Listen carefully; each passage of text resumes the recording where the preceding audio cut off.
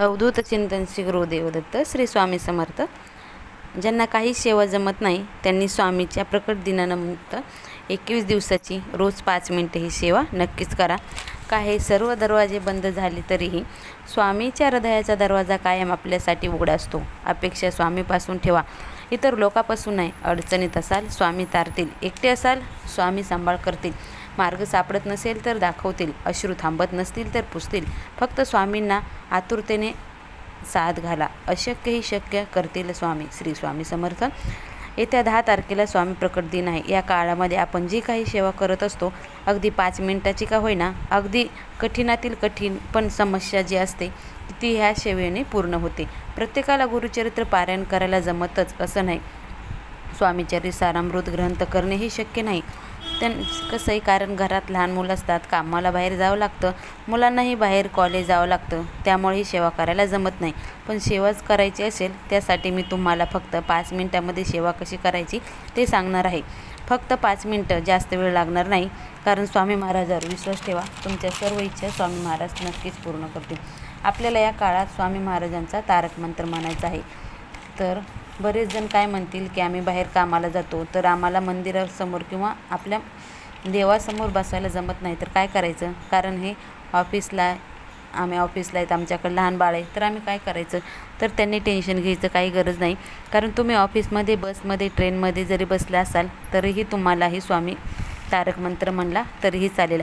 हा मंत्र 11 वेळा म्हणायचा आहे. तर हा मंत्र म्हणताना काय करायचं, एक ग्लास पाण्याने भरून घ्यायचा आहे आणि त्याच्यावर आपल्याला हात ठेवायचा. हात ठेवल्यामुळं काय होईल, आपले जे तारक मंत्र म्हणताना जे लहरीत ना ती पाण्यात उतरतील आणि ती पाणी आपण तीर्थ म्हणून प्यायचे. काय कसं आहे, हा मंत्र खूप प्रभावशाली आहे. तुमच्या आयुष्यात मोठे संकट आले, तुमच्या मुलांच्या आयुष्यात खूप मोठे अडथळे असतील तर स्वामीसमोर बसून हा तारक मंत्र म्हणा, त्याने सर्वही संकटे सुटतील. कारण हे तीर्थ आपण हे मुलाला तारक मंत्राचं आहे ते द्यायचे, प्यायला द्या. तारक मंत्र म्हणण्या अगोदर तेच तुम्हाला म्हणले, 1 ग्लास पाणी, आपला उजवा हात त्याच्यावर ठेवा आणि हे तारक मंत्र 11 वेळेस मला आणि ती मुलांना आपल्या प्यायला द्या.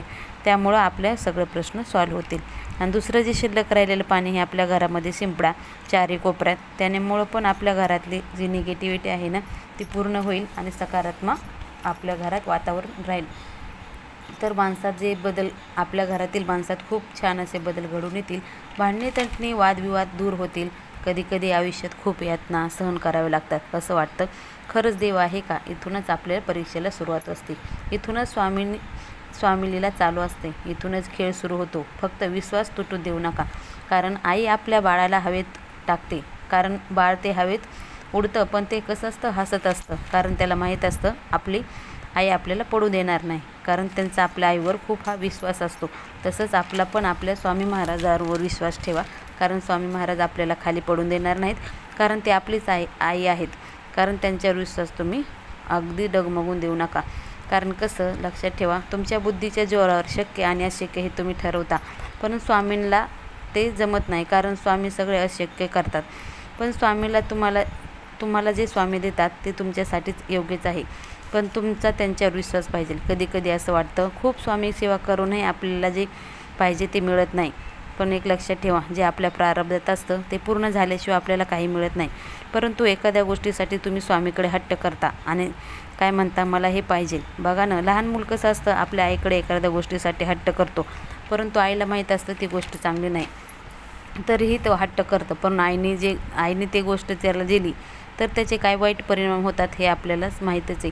तसंच आहे, स्वामी पण आपले आहे. त्यामुळे त्यांनी जर एखादा हट्ट आपला पुरवला तर त्याचे खूप घातक परिणाम पुढे आपल्यालाच ते भोगावं लागतं. त्यामुळे जे स्वामी काय देतात ते आपल्यासाठी योग्यच आहे असंच समजा. कारण तुकाराम महाराज नेहमी म्हणायचे, विठ्ठला पांडुरंगा मला खूप दुःख दे, कारण दुःखात मला तुमची आठवण येते. बरोबर ना? कारण बघा ना, माणसाला फक्त दुःखातच देवाची आठवण येते, पण तसं करू नका. स्वामी समर्थ या षडाक्षरी मंत्राचे नामस्मरण करा. कारण षडाक्षरी मंत्रात स्वामी समर्थाची खूप मोठी ताकद आहे. तुमचे 100 पैकी 50% प्रॉब्लेम हे नामस्मरणाने नक्की सॉल्व्ह होतात. कसं आहे, जसजसा जप वाढतो तसतशी आपली प्रगती होत जाते. आपल्याला 6 लाख जप जर आपला पूर्ण झाला तर आपल्याला त्या जपाची प्रचिती येते. त्याने कसं आपले जे पैशाचे प्रश्न आहेत ना ते सुटतात, मुलांमध्ये सुधारणा होते. एवढंच नाही तर पुढील होणाऱ्या जे वाईट घटना आहेत ना त्याची आपल्याला अगोदरच कल्पना येते. चेहऱ्यावर आपल्या दैविक चमत्कार दिसून येतो, आपला चेहरा असा खुलून राहतो, फ्रेश राहतो. अशी ही दैविक जप आहे हा श्री स्वामी समर्थ. हा षडाक्षरी मंत्रात खूप ताकद आहे. पण आता ज्यांना कोणतीही सेवा करायला जमत नाही त्यांनी सर्वात मोठी सेवा म्हणजे दुःखात असणाऱ्या माणसांना मार्ग दाखवले. कारण एखाद्या माणसाला आपण स्वामी सेवेत आणतो ना, तर त्याचे 10% फळ हे आपल्याला भेटतं. त्यामुळं जो कोणी दुःखात असेल त्याला स्वामी मार्ग नक्कीच दाखवा. ते सोन्याहून पिवळे असं म्हणतात. कारण स्वामी महाराज जे दुःखात असतील त्यांचे प्रश्न नेहमी सोडतात. आणि आपण जर दुःखात असणाऱ्या माणसाला स्वामी केंद्रात आणले तर त्याचे 10% फळ आपल्यालाही भेटतं. त्यामुळं स्वामी समर्थ महाराजांचे तारक मंत्र किंवा स्वामीचरित्र सारामृत ह्या ग्रंथाचे वाचन तुम्ही नक्की करा. तुम्हाला जर ऑफिसला असेल, लहान मुलं असेल, तुम्हाला हे कुठलंही जमत नसेल तर तुम्ही सर्वात एक सोपी सेवा म्हणजे तुम्ही फक्त तुमच्या मोबाईलवर लावा आणि तुम्ही ते श्रवण केलं तरीही चालतं. कारण स्वामी महाराजाला कुठलीही सेवा करायची नसेल तरी मोबाईलवर बघून तुम्ही ही सेवा नक्की करा. स्वामी महाराज तुमचे सर्व समस्या सोडवतील हीच माझी स्वामीचरणी प्रार्थना. श्री स्वामी समर्थ. श्री गुरुदेव दत्त.